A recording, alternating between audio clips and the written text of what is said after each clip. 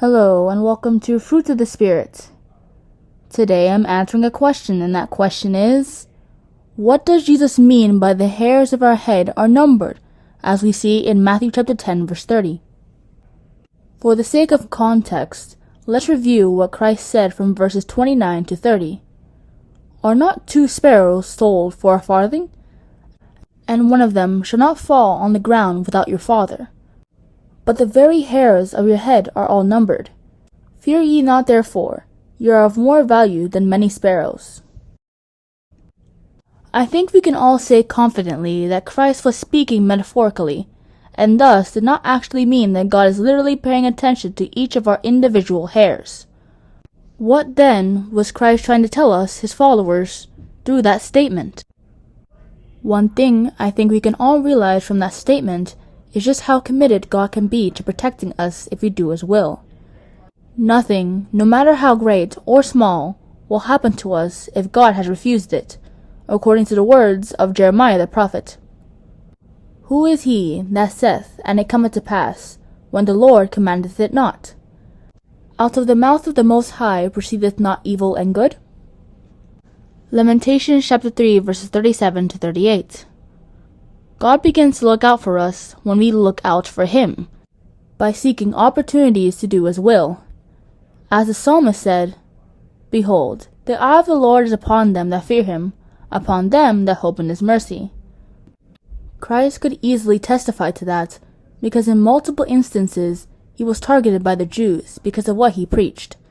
However, since it was not God's will for him to die at that time, they could not catch him. These words spake Jesus in the treasury, as he taught in the temple, and no man laid hands on him, for his hour was not yet come.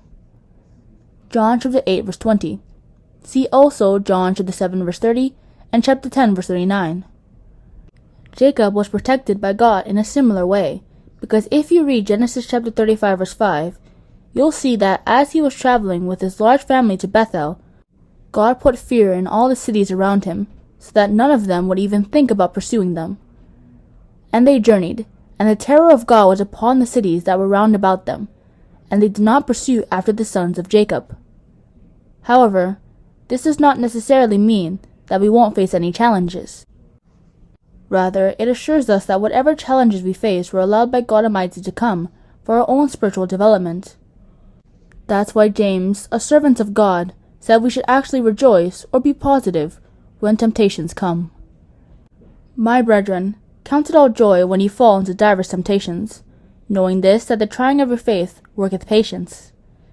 James chapter 1 verses 2 to 3. If there's a temptation that we will find hard to overcome, or persecution that will overwhelm us, God will make sure that we don't experience it according to the words of Apostle Paul. There hath no temptation taken you, but such as is common to man. But God is faithful, who will not suffer you to be tempted above that ye are able, but will with the temptation also make a way to escape, that ye may be able to bear it. 1 Corinthians chapter 10 verse 13. Christ's statement in Matthew chapter 10 verse 30 also teaches us something about God's sovereignty. The fact that God has the power and authority to decide what good and bad things happen to us is a sign of his utmost control of the universe and all its inhabitants. If you read the story of Job, specifically Satan's interactions with God, you will notice that it was God who had the final word on the matter.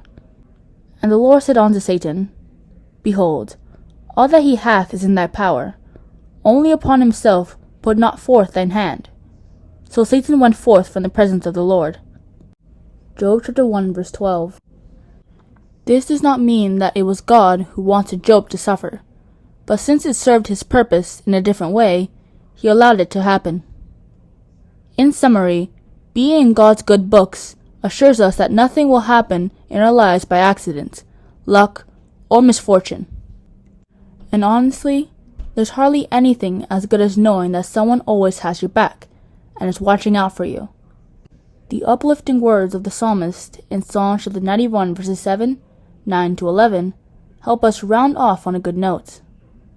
1,000 shall fall at thy side, and 10,000 at thy right hand, but it shall not come nigh thee, because thou hast made the Lord, which is my refuge, even the Most High, thy habitation.